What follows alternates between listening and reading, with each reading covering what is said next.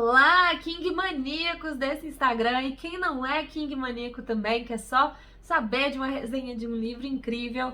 Hoje eu venho conversar com vocês sobre a resenha sem spoilers do livro A Zona Morta, do autor Stephen King. Pega a vinheta e vamos lá!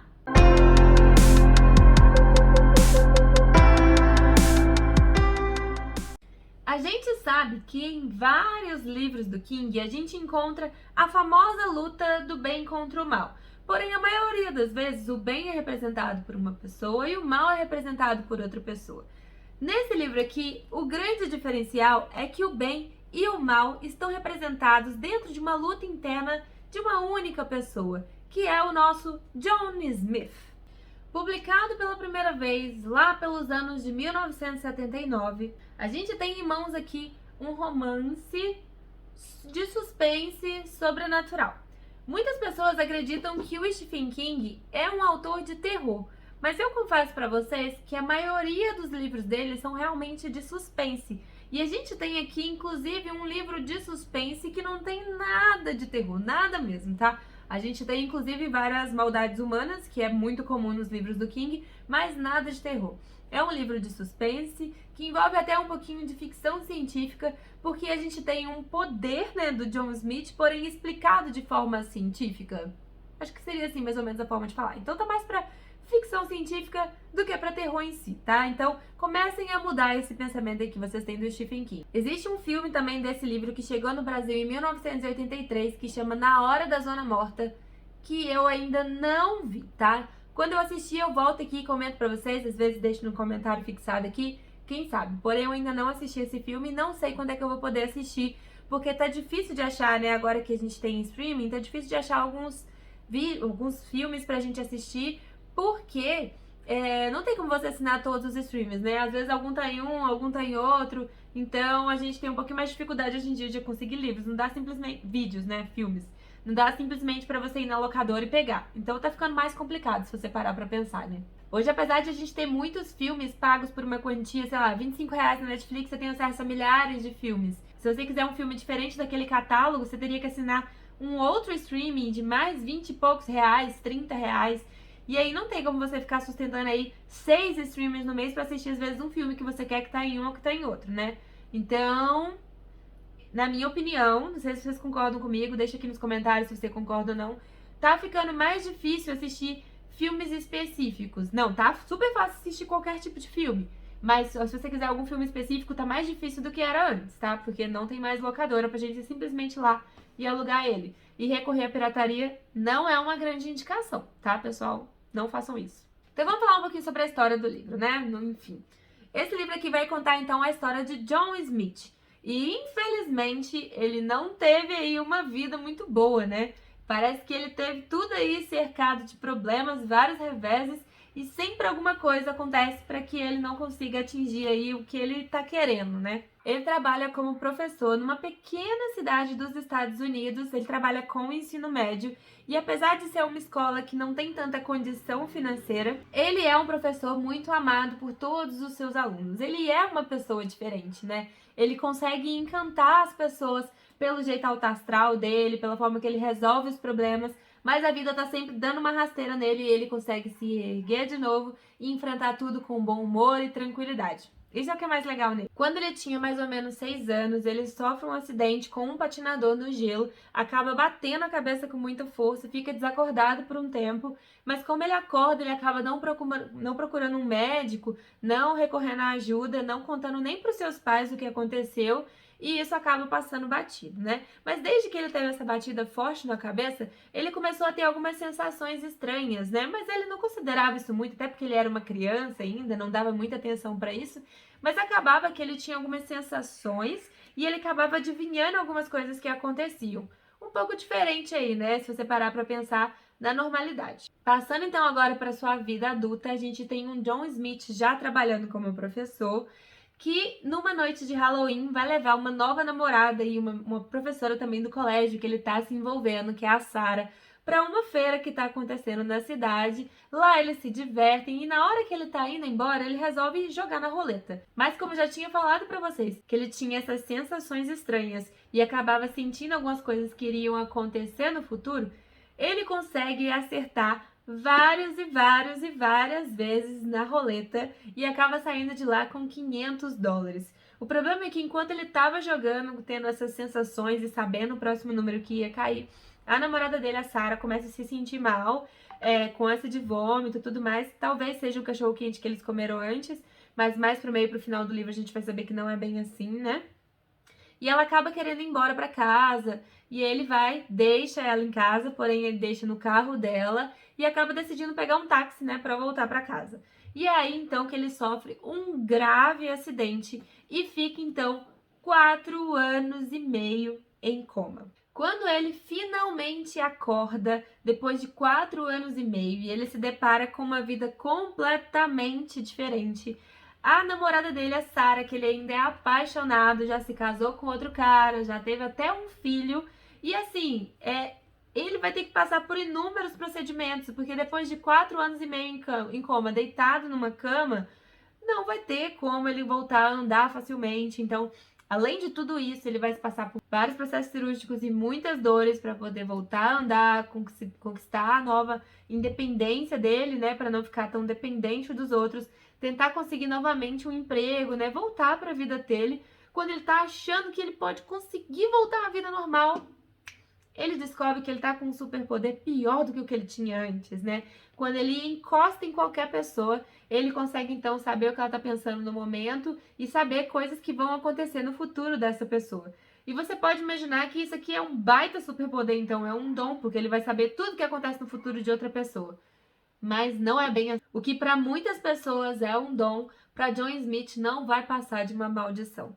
Se você parar para pensar, nem todo mundo quer saber o futuro, né? E nem você, às vezes, quer saber o futuro de alguém que você ama, principalmente, né? Então, o que vai acontecer? O John Smith, além de todas as dificuldades que ele vai ter para retornar à vida, vai ter aí que encarar uma dificuldade de toda vez que alguém encostar nele, ele acabar sabendo do futuro dessa pessoa. E o que muitas pessoas consideram um dom, para ele, vai ser uma maldição. Até que um dia, quando ele tá tentando recuperar a vida, se escondendo da mídia, porque todo esse dom dele acabou sendo revelado pra mídia e ele não quer realmente ser reconhecido, ser muito falado, não quer, assim, ele não quer ser considerado uma cobaia, né, viver como teste para poder descobrir o que tá acontecendo com ele ou para as pessoas ficarem pedindo ajuda e milagres toda hora para ele, né? Ele acaba se escondendo, mas por curiosidade ele acaba pegando na mão de uma pessoa que estava concorrendo, né, para ser governador, e ele acaba vendo uma prescrição de futuro assim que vai ser lastimável. E ele vai ter então que tomar uma decisão do que ele vai fazer então com essa informação. Então vamos falar agora um pouquinho sobre a minha opinião sobre o livro, né? Depois de estar lendo várias obras do King, desde janeiro desse ano, eu já li algumas obras dele antes, né? Mas lendo de forma mais incisiva, mais analítica e discutindo com pessoas que entendem assim, um pouquinho mais, né, do universo King, o que eu notei é que esse livro é um livro fora da curva do King, né? A gente, depois de ler A Dança da Morte, que foi o livro que ele escreveu antes, onde a gente tem uma escrita muito densa, muito carregada de informação, muito aprofundamento nos personagens, a gente tem um livro aqui mais leve, né, mais fluido. Qual que é a principal diferença desse livro aqui? O King, ele abre várias vertentes de soluções rápidas, né? Muitas coisas vão acontecer com John Smith e muitas coisas vão se resolver de forma rápida, né? O que é diferente, normalmente, dos livros do King, porque nos livros do King acontece, a gente passa como se fosse por uma jornada, várias coisas acontecendo para um final específico, né? Aqui não. Aqui acontecem várias coisas importantes com rápida solução, que torna o livro com uma leitura dinâmica, porém um pouquinho diferente do que a gente está acostumado do King, né? A gente espera, por exemplo, acontece aqui uma situação com o matador, a gente espera que isso vai aumentar e vai virar uma puta de uma história e de repente cai, assim, resolve e não se dá andamento, né? A gente tem essa história, então, do rapaz que ele pega a mão, imagina que vai acontecer uma super coisa, que vai dar um baita história de um livro, se resolve facilmente, né? Então, assim, são várias coisas que acontecem com resoluções rápidas, o que é diferente do que a gente está acostumado dele.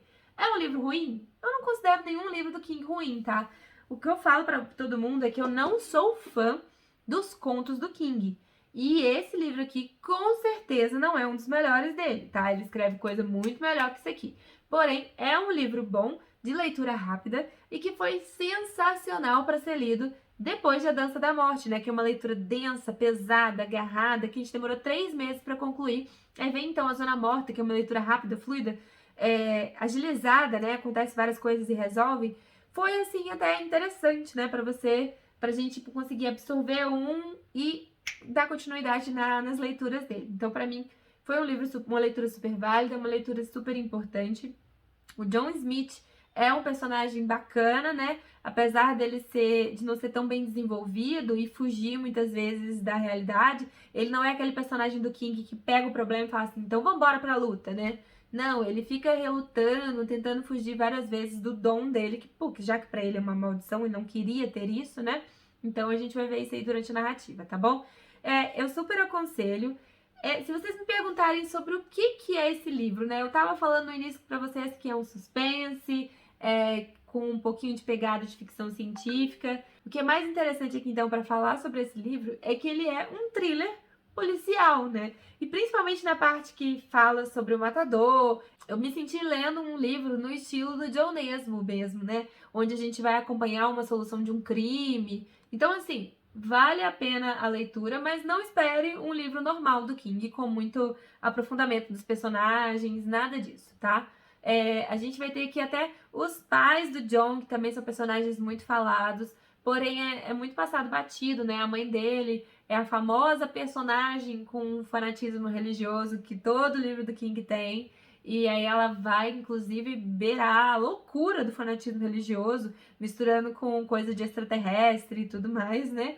Mas a gente também tem um incêndio nesse livro, porque vários livros do King têm incêndio, então vale a pena a leitura, tá? É um livrinho gostosinho de ler, mas não é um livro típico do King, tá? Vale a pena a leitura. A zona morta, só para vocês saberem, é a região do cérebro onde o John Smith bateu a cabeça 2 vezes e ele não consegue acessar essas informações, e é um dos motivos aí que vai justificar essa misticidade, esse dom que ele tem, tá? Então vamos lá que agora eu vou ler a famosa passagem do King para vocês verem como que é a pegada narrativa dele. A mãe e o pai entraram. Johnny se sentia ao mesmo tempo chocado e aliviado. Chocado porque eles tinham envelhecido, aliviado porque as mudanças que havia neles ainda não pareciam letais. E talvez ele mesmo tivesse sofrido mudanças bem parecidas. Mas algo em Johnny se alterara drasticamente, e isso podia ser letal. Foi apenas o que ele teve tempo de pensar antes que os braços da mãe o rodeassem e suas narinas fossem invadidas pelo aroma de violeta. Ela sussurrou. Graças a Deus, Johnny, graças a Deus que despertou. Ele a abraçou o melhor que pôde. Os braços, ainda sem força para apertar, caíram rapidamente. De repente, em 6 segundos, Johnny soube como estava sendo a vida dela, o que estava pensando e o que lhe aconteceria. Então a sensação desapareceu, se dissipando como aquele sonho do corredor escuro. Mas quando a mãe terminou de abraçá-lo e o encarou, a expressão de fervorosa alegria fora substituída por um olhar de pensativa consideração. As palavras pareceram sair dele por vontade própria. Deixe que lhe deem os remédios, mamãe. É melhor. Os olhos de Vera arregalaram, ela umedeceu os lábios, e então Herbie estava ao lado dela, os olhos cheios de lágrimas. Emagrecera um pouco, não tanto quanto Vera havia engordado, mas parecia nitidamente mais magro. O cabelo estava caindo depressa, mas a expressão era a mesma, caseira, comum e amorosa. Tirou um lenço enorme e colorido do bolso de trás da calça e enxugou os olhos. Depois estendeu a mão. Oi, filho, disse. Que bom ter você de volta. Então é assim, com essa cena do Johnny acordando do coma e encontrando os pais, que eu vou deixando vocês aqui com essa indicação de mais um livro do King, que é A Zona Morta. Beijos e até mais. Tchau!